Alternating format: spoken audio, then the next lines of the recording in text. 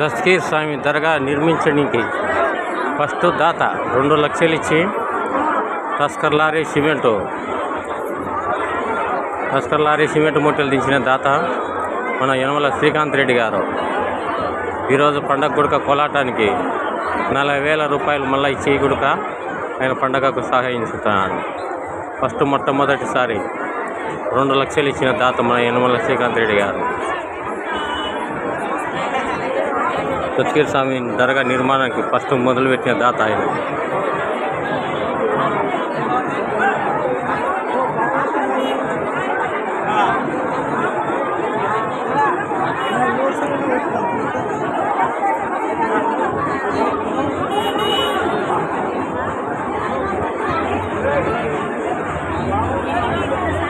First ఆయన 2 లక్షల రూపాయలు దీనితోనే దర్గా మొదలు పెట్టినారు.